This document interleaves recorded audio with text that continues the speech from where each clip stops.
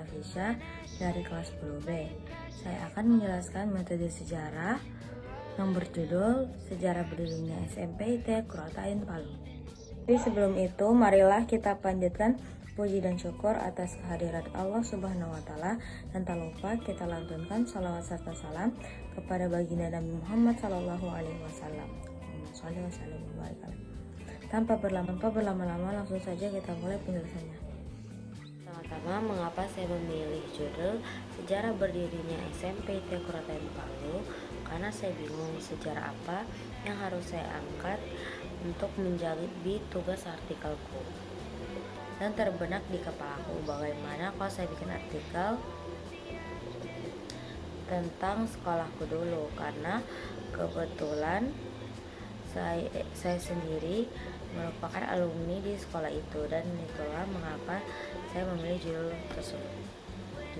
Selanjutnya saya membuat pertanyaan untuk artikelku yang berjudul Sejarah Berdirinya SMP IT Kurotain Palu. Pertanyaanku berjumlah 24 pertanyaan yang terdiri dari 4 pertanyaan untuk biodata narasumber dan 20 pertanyaan mengenai sejarah berdirinya SMP IT Kurotain Palu.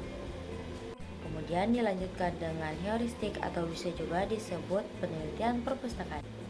Di penelitian perpustakaan saya mencari berbagai sumber informasi dari buku maupun internet mengenai artikel saya, yaitu Sejarah Berdirinya SMP IT Kurotain Palu. Kemudian proses wawancara.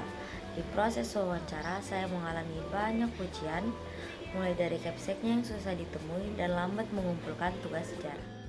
Setelah diberikan tugas mengenai artikel tersebut, setiap orang harus mencari 2 narasumber untuk diwawancarai. Dan pada minggu yang sama banyak tugas kelompok yang diberikan, serta kesibukan saya untuk menghias kelas 17-an. Dan minggu selanjutnya dipenuhi ulangan harian, sehingga saya tidak sempat untuk pergi ke sekolah lama saya. Saya meminta keringanan kepada Sir agar pengumpulan tugasnya diundur. Dan Sir menyarankan saya untuk mewawancarai narasumberku lewat video call WhatsApp. Kemudian saya mengikuti saran Sir untuk mewawancarai narasumberku lewat video call WhatsApp.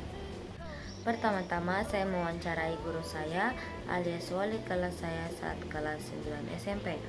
Kemudian saya meminta izin guru saya untuk diwawancarai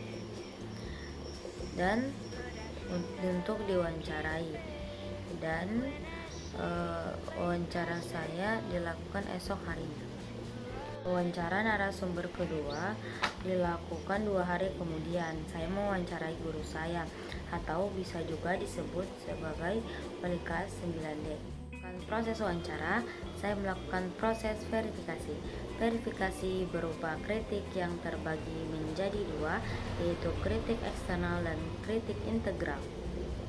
Kritik eksternal adalah mengidentifikasi apakah narasumber berkaitan dengan judul atau tidak.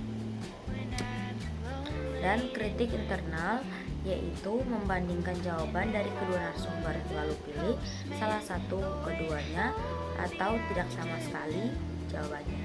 Kesimpulan dari artikel ini yaitu saya dapat mengetahui wawasan yang lebih luas mengenai sekolah SMP IT Kurotain Palu, serta metode atau tata cara langkah pembuatan artikel sejarah.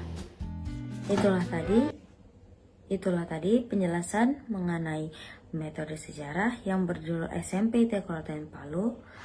Sekian, terima kasih. Mohon maaf bila ada salah kata. Wassalamualaikum warahmatullahi wabarakatuh.